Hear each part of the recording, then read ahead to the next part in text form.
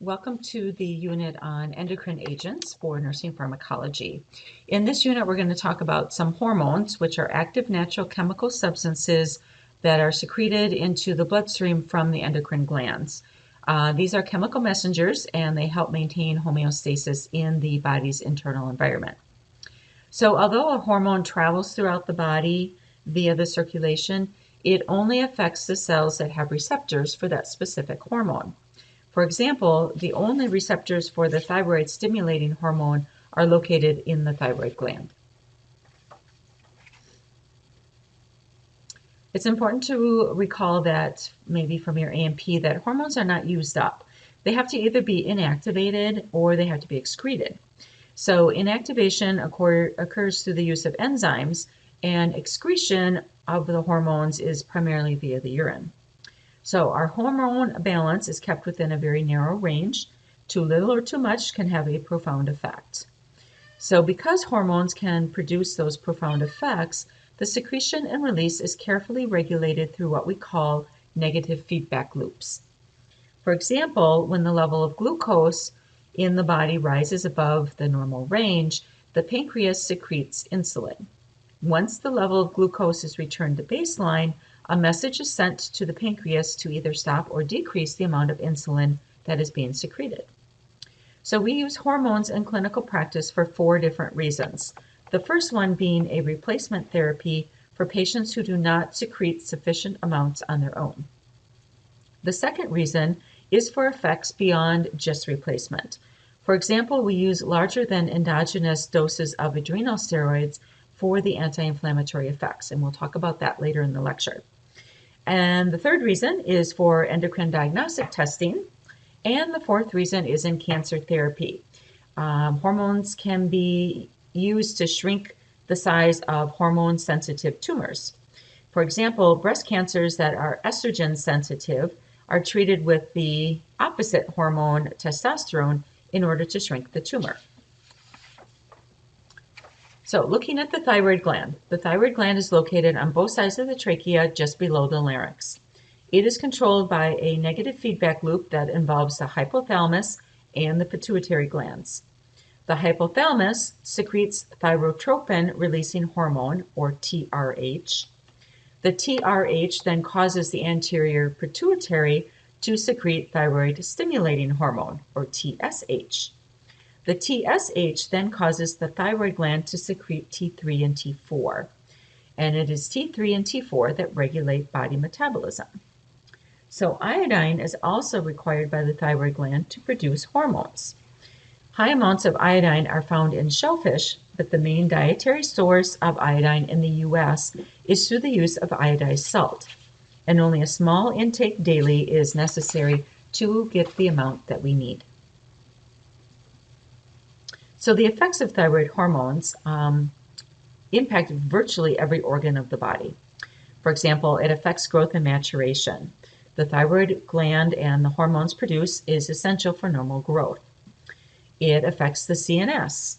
Cerebral development is important, and without thyroid hormone, cerebral development does not occur in the first year, which leads to irreversible mental retardation or delay in the patient. The metabolic rate, the basal metabolic rate is slowed with hypothyroidism, and it can be anywhere of 40 to 60% above normal in a patient that has hyperthyroidism. It affects how we metabolize carbohydrates and lipids and proteins. The thyroid hormone also helps with our fluid and electrolyte levels. What it does is it helps with the shift of fluid from the subcutaneous space, and it helps promote diuresis.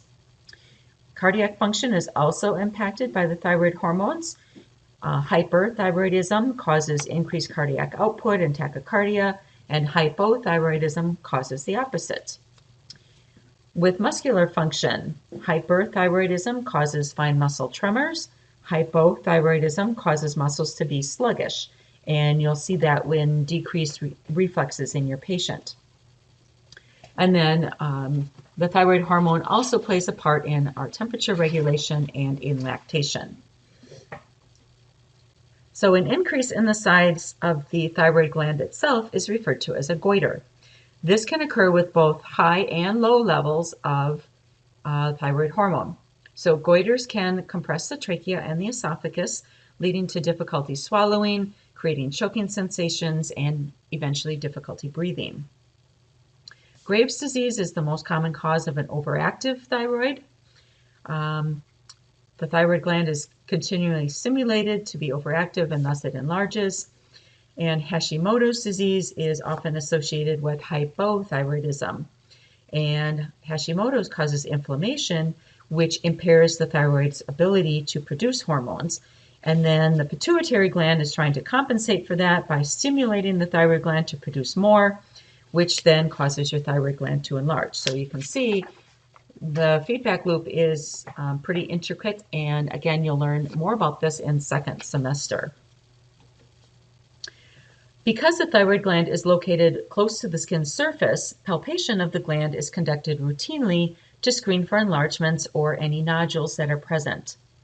Serum lab tests for T3, T4, and TSH are the most common levels used for diagnosing either hyper or hypothyroid states. TSH is the preferred value for diagnosing and monitoring the progression of the disease. Currently, the accepted range for the TSH is approximately 0.35 to 5.5 microinternational units per mil. However, the American Association of Clinical Endocrinologists is looking at considering treatment for patients who test outside a narrower margin, and they're looking at a target TSH level of 0.3 to 3, but that has not taken hold yet in all the general practice and so on. So we can do a fine needle biopsy if a nodule is present. We can do ultrasonography to assess any masses, cysts, or enlargement found by palpation. Of course, an accurate diagnosis is essential because the treatment depends on whether the problem lies within the thyroid itself or within the feedback loop that involves the pituitary or the hypothalamus. So with primary, secondary, and tertiary hypothyroidism, those are explained on the slide. Again, primary is just with the abnormality in the thyroid gland itself. Secondary is when the pituitary gland is dysfunctional, and tertiary is when the hypothalamus gland is dysfunctional. So looking at hypothyroidism, remember that the thyroid hormones affect nearly every major organ system. So you can see that the patients have a variety of symptoms. Congenital hypothyroidism can result in cretinism. This is a condition that results from faulty development or atrophy of the thyroid gland during fetal development. Without the influence of thyroid hormones, there is a cessation of physical and mental development, dwarfism, and cognitive retardation because the brain does not develop. So treatment is immediately after birth. Almost half of the normal brain development occurs during the first 6 months of life. So it's really critical that patients with this disorder are identified early. So thyroid levels equal to or above those required for an adult are established to prevent permanent problems for the children that are born with this condition. If it is not detected and treated until a later time, treatment does not reverse the effects that have already manifested. So because the studies show that if thyroid replacement is started in the first 6 weeks of life, and it can lead to normal growth and development, in the US and Canada, it is required that all newborns are screened for working thyroid before being discharged from the hospital. Myxedema is hypothyroidism that occurs in older children and adults. So as the hypothyroid state goes untreated, what happens is fluid collects in the tissues and the face takes on this puffy look, especially around the eyes. The tongue will become enlarged and the voice then becomes somewhat husky. If continually untreated, the hypothyroidism can become severe enough that it can be a life-threatening end-stage complication.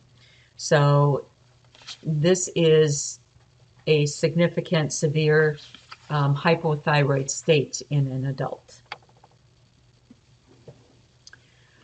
So when we look at thyroid replacements, your prototype is levothyroxine, otherwise known as Synthroid. In most cases, thyroid replacement therapy must be continued lifelong. The goal of thyroid replacement is to eliminate the symptoms and restore a normal emotional and physical state. The clinical response is more important than the blood hormone level. However, we do monitor a T3, T4, and TSH for our patients.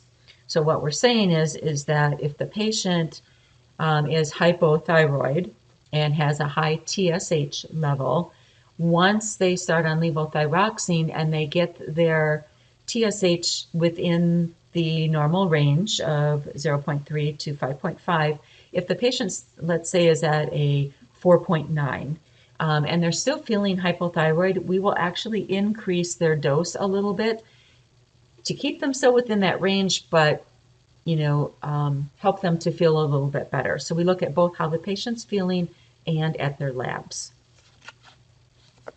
So at therapeutic doses, adverse effects are really rare. Doses that are too high will cause the patient to have symptoms of hyperthyroidism, and doses that are too low, on the other hand, will not resolve any of their symptoms of hypothyroidism. So they will continue to feel very hypothyroid. So there is a natural thyroid replacement therapy out there as well. It's called Armour Thyroid. It's made from desiccated or dried pork thyroid glands and contains T3 and T4 in the natural proportion. So while most patients are treated with the synthetic levothyroxine, there has been some renewed interest in the Armour Thyroid due to the ratio of T4 and T3 being more closely in line with what the human thyroid actually secretes than the synthetic version. So there are some issues and some interactions that occur with thyroid medications. For example, the thyroid meds can enhance anticoagulants. So if your patient is on warfarin or heparin, we have to monitor their INR or PT. It can be impacted by antacids because those decrease absorption. So we should separate the administration by at least an hour. So again, side effects are rare. So either the patient does not feel that they're getting better, or they feel that they are better, or they feel that they're hyperthyroid. So those are the most common reactions to the medication. So when we look at nursing assessments, we are looking at their general health status, looking at their heart rates, monitoring their weight, making sure that their mental status is returning to normal, that their bowel status is returning to baseline. If they are a child, we have to monitor their growth to make sure that they are getting adequate replacement. And then we do the labs and we watch their labs. So this again goes over the patient education. They should take their thyroid agents at the same time every day, and it's best to take it once daily in the morning because these medications can cause insomnia. Patients should not switch brands at all because there can be some difference with absorption. They should report any unusual symptoms.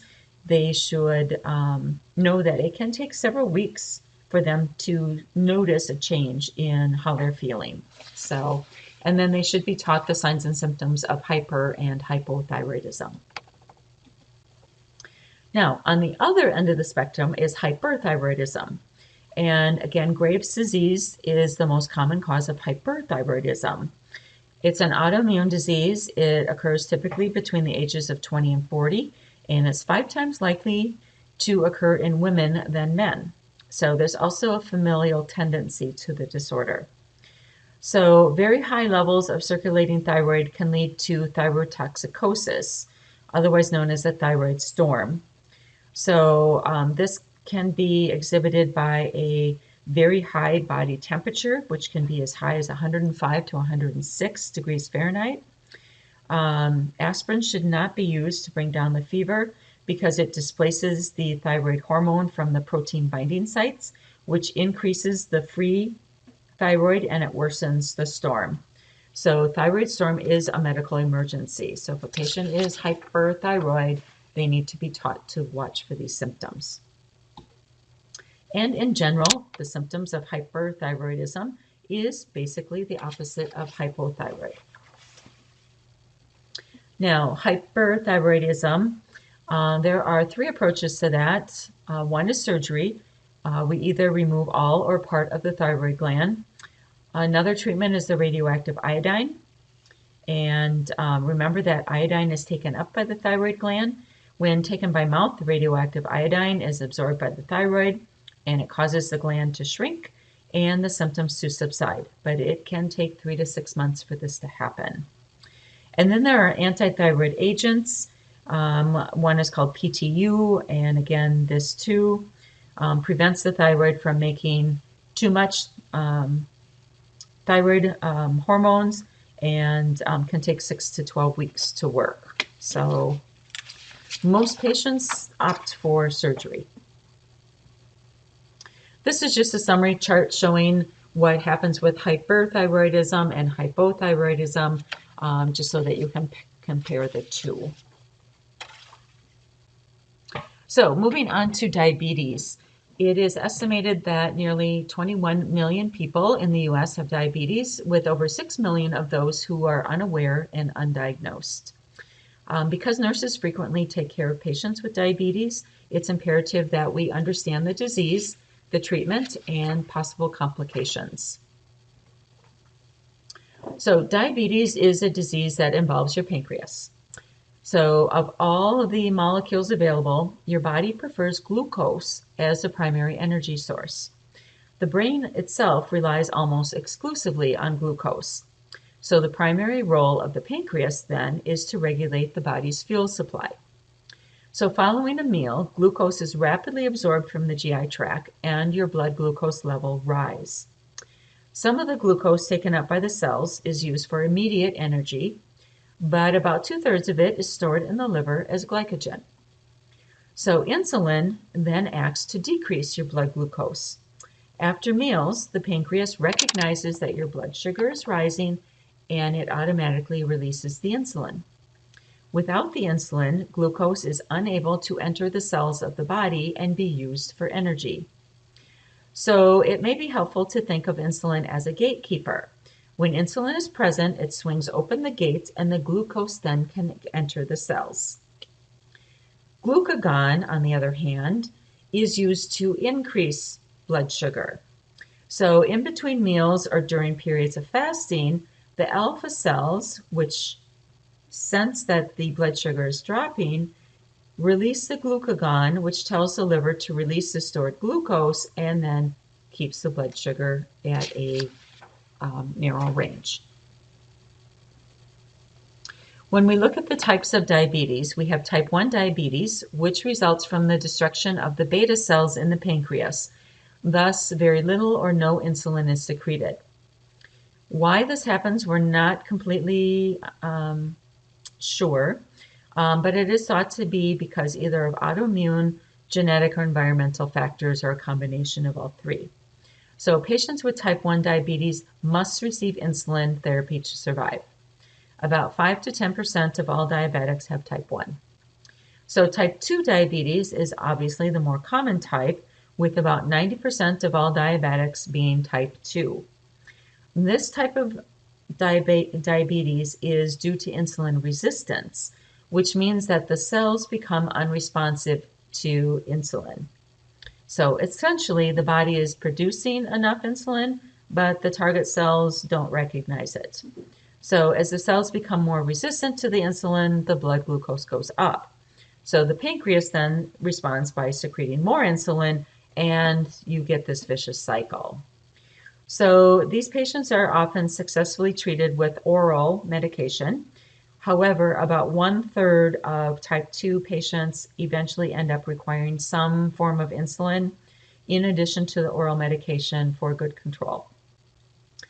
Gestational diabetes is a condition resulting from glucose intolerance during pregnancy. It occurs most frequently in women with a family history of diabetes, those who are obese, mothers who are older, over age 35, or of a high-risk population.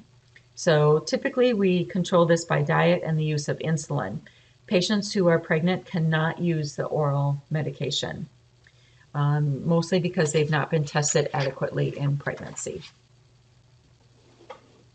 So when glucose levels are in normal range, only 4 to 6% of the circulating hemoglobin will have glucose bound on it.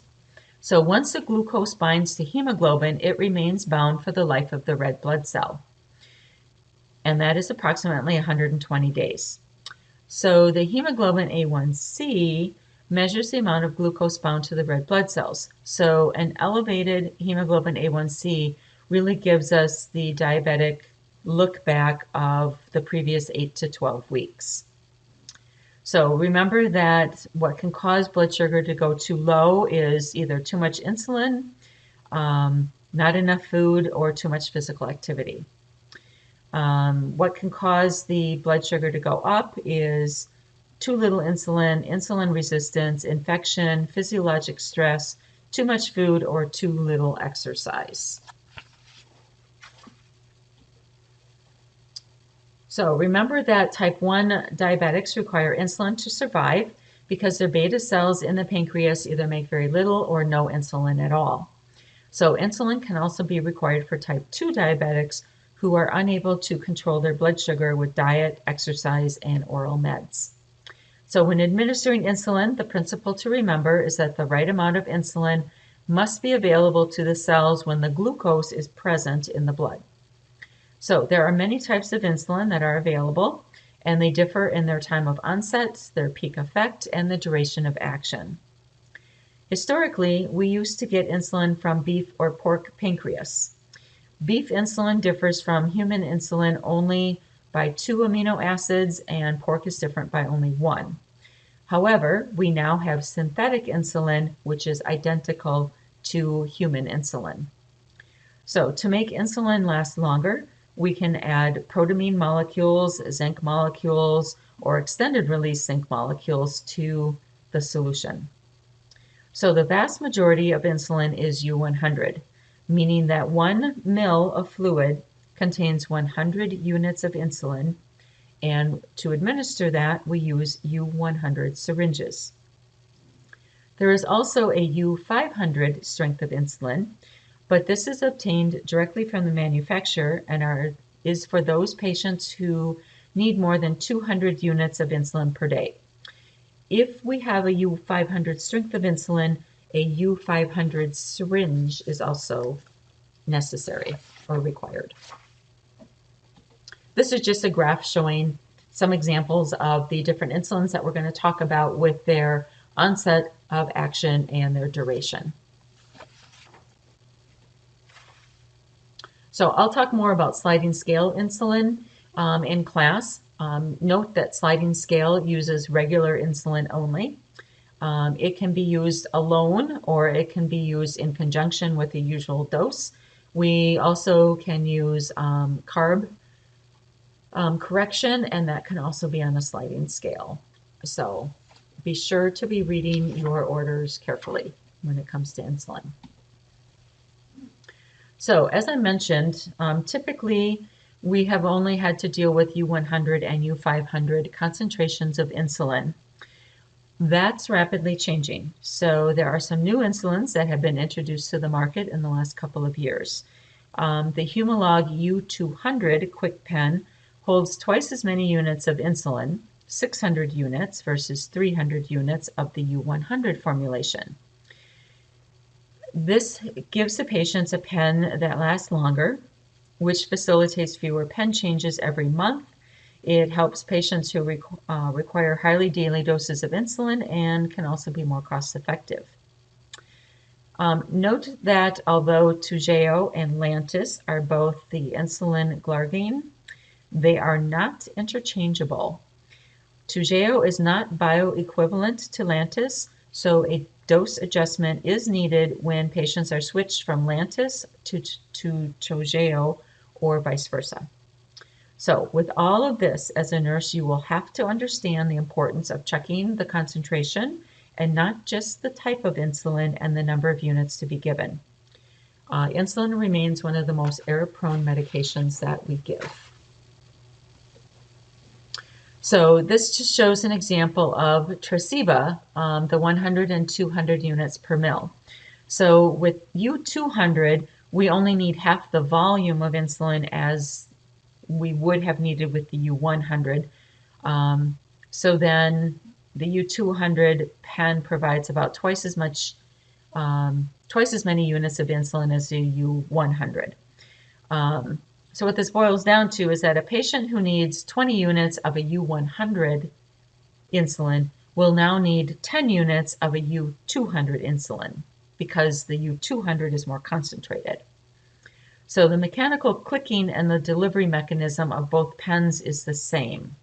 So where the one difference that is there, however, is that the U100 pen can go each click is 1 unit, whereas the U200 pen, every click is 2 units.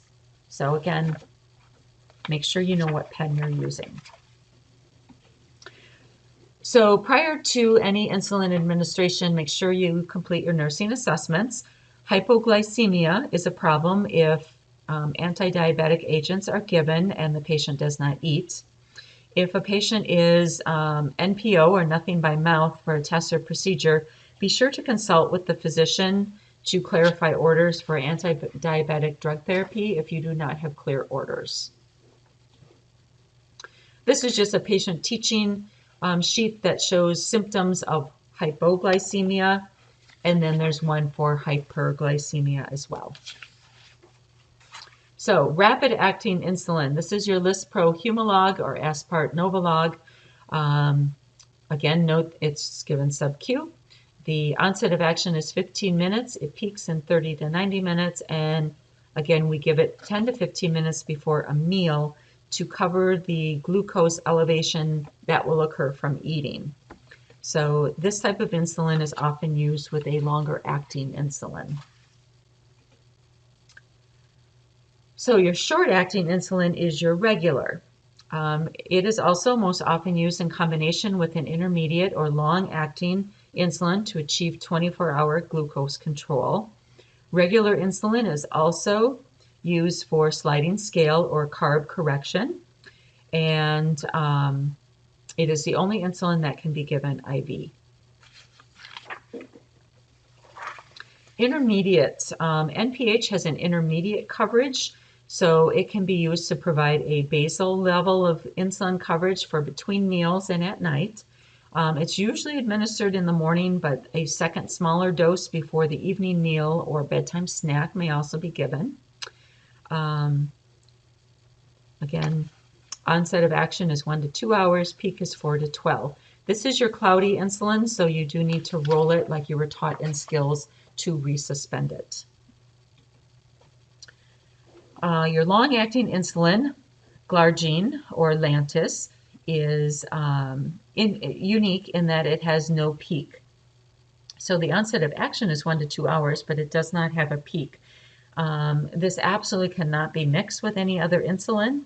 It is often combined when needed with a separate injection with a rapid or short-acting insulin. It does lower blood glucose levels when rapid-acting insulins stop working, and it can be taken once or twice a day. So again, when I talk about it being mixed, I'm talking about it being mixed in the same syringe. You can give it in addition to another type of insulin, but again, 2 separate injections. There are some pre-mixed insulin combinations that you'll see out there. They combine specific amounts of intermediate and short-acting in one bottle. And again, just be checking what you're giving. Some side effects or adverse reactions obviously include hypoglycemia, which is universally understood as a low blood sugar of less than 50 milligrams per DL. You can have your Somoji effect. This is a hypoglycemic effect that occurs between 2 and 4 a.m. And how we combat that is to decrease the bedtime insulin dose. Then you have your dawn phenomena, and that is hyperglycemia when the patient is first waking up in the morning. And we manage that by either increasing the bedtime insulin dose or providing a protein bedtime snack. And then there's ketoacidosis. When the body is unable to use glucose, it turns to lipids or fat for energy. So then ketones are produced as waste products. And these ketones are what give the patient's breath that acetone, fruity-like odor. So more importantly, though, high levels of ketones lower the pH of the blood, causing diabetic ketoacidosis, otherwise known as DKA. This develops over several days of having a very high blood sugar, and it can progress to coma and risk of death. DKA, again, occurs primarily in type 1 diabetics. So just a review again of some nursing considerations. Note that insulin is more rapidly absorbed from the abdomen, followed by the upper arm and then the thigh. Physical activity accelerates the absorption, especially if utilized in an ejected limb. So alert joggers, runners, walkers, or weightlifters to that, and they may prefer to use the abdomen. And here's patient education for your diabetic patients.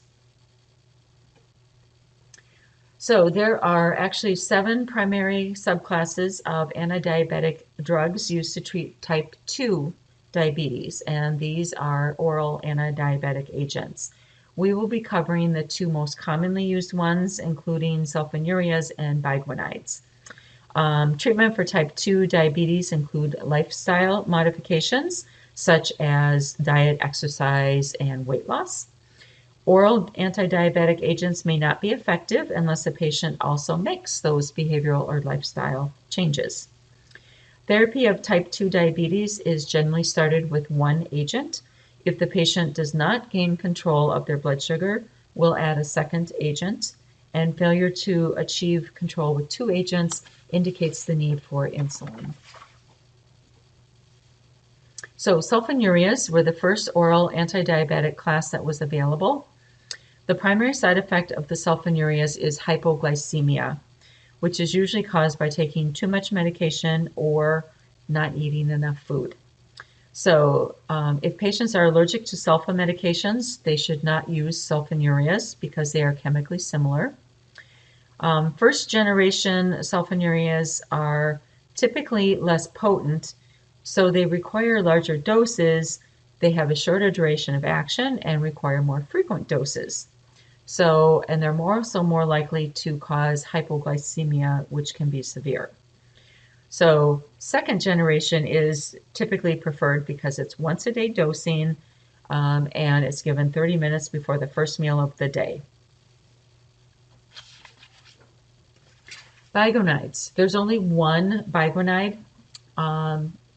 at all, so that happens to be your prototype. So biguanide prototype is metformin. It's a preferred drug for managing type 2 diabetes because of its effectiveness and safety. Metformin can be used alone, or it can be combined with the sulfonylurea. It can also be combined with the use of insulin. Because it does not promote insulin release, it does not cause hypoglycemia, which is a major advantage to this drug. And the most common side effects experienced by patients are GI related and include nausea, vomiting, and diarrhea. Then there are your DPP-4 inhibitors, and your prototype is sitagliptin, otherwise known as Januvia. So again, the mechanism of action is listed there on your slide. This drug does have some FDA warnings. They have linked it to a risk of increased risk of pancreatic cancer, can cause severe joint pain. And then in 2016, there was a association with an increased risk of heart failure. So these are black box warnings on this medication. So again, something to be aware of for patients. They do need to treat their type 2 diabetes, but then they will need to be monitored. There are also SGLT2 inhibitors, and your prototype is ecanagliflozin, and otherwise known as Ivocana. It does have a side effect of ketoacidosis, which is rare, but because it happens, people are somewhat on edge about it and again, watch for it. The biggest things we are actually concerned with are UTIs and yeast infections because of the sugar that spills in the urine. And again, this is something that nurses can catch. We can be assessing for glucose in the urine, urinary tract infections, and yeast infections. So again, this is not for type 1 diabetes, and it's not for patients with renal impairment or on dialysis because it works in the kidney.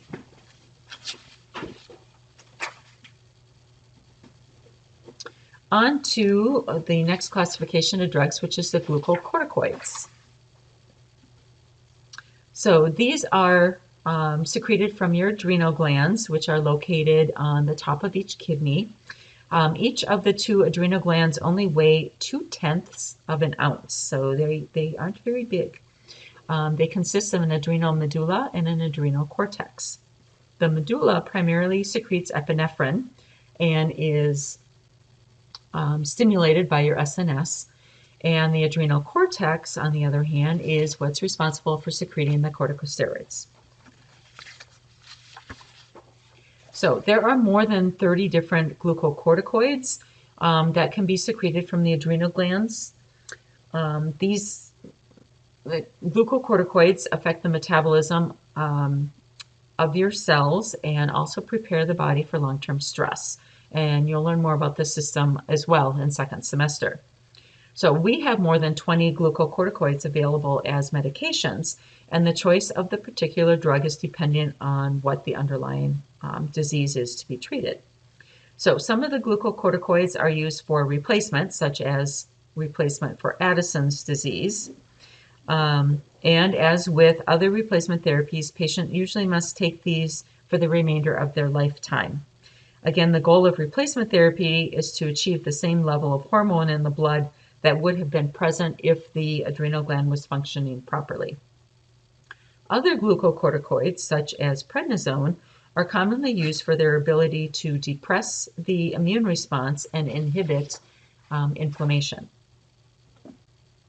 So prednisone is one of those drugs used to control acute inflammatory problems like asthma, Crohn's disease, arthritis, spinal cord injuries, and so on. For the conditions where you want to have, or where the patient maybe has had a rapid onset of inflammation, like an asthma attack, you want a high dose or a burst of steroids, such as 60 milligrams of prednisone to get the symptoms under control. However, if the patient just stops them after a few days, the symptoms may flare up again, so we taper them. So we'll give them the 60 milligram burst and then maybe taper them down to 40 milligrams for a couple of days, 20 milligrams for a couple of days, 10 milligrams for a couple of days, and so on. So that also prevents the abrupt stop and allows the adrenal gland to get the message that it needs to start working again. Tapering is an absolute must if the patient has been taking prednisone for more than 2 weeks. When we give prednisone for long-term treatment, such as maybe for a patient with Crohn's disease, they tend to take the medication on an every other day basis. So in general, with prednisone, it's best to keep the doses to the lowest amount that will produce a therapeutic effect. If using it long-term, administer every other day so that we don't cause problems with the adrenal glands. And if it's short-term treatment, we use the burst and taper approach. This just talks a little bit about the adrenal atrophy. So when glucocorticoids are used for prolonged periods, they provide a negative feedback to the pituitary gland, which then gives the message to the adrenal gland to stop producing glucocorticoids. So basically, we're telling the adrenal glands shut down production. This is known as so we shut down the adrenal gland. So if we abruptly stop the corticosteroid therapy, what will happen is that the adrenal gland hasn't gotten the message yet that it needs to start producing again.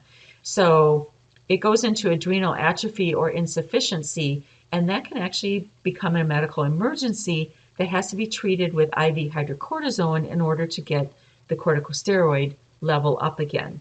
So as you can see on the left side of the screen, we've got the corticosteroid therapy, gradual discontinuation, which allows the adrenal glands to get the message, oh, I need to get to work again. Whereas on the right-hand side of the screen, if the patient stops it suddenly, notice that little itty-bitty adrenal gland on top there, it has basically shut down. And so it leads to an acute adrenal insufficiency, which can cause hypotension, lethargy, renal failure, nausea, vomiting, and it can be, again, a medical emergency. So burst and taper, and if patients on long-term every other day, and then again taper off if they need to go off the medication. Never abruptly stop a corticosteroid. And this slide just shows some of the side effects that are related to prednisone, and then the patient teaching that goes in conjunction with it.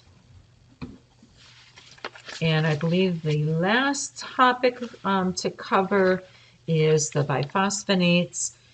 These are to treat osteoporosis, which is characterized by bone demineralization, decreased bone density, and subsequent fractures. So this disorder is usually asymptomatic until the bones become brittle enough to fracture or for the vertebrae to compress and collapse.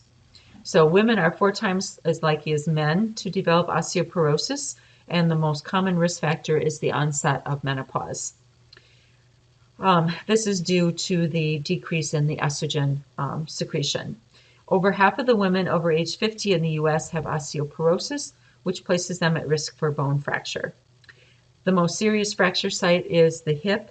Hip fracture is the second most common reason for older women being placed in nursing homes, exceeded only by dementia. So, while osteoporosis is typically thought of as a women's disease and they are at higher risk, it can and does affect men as well.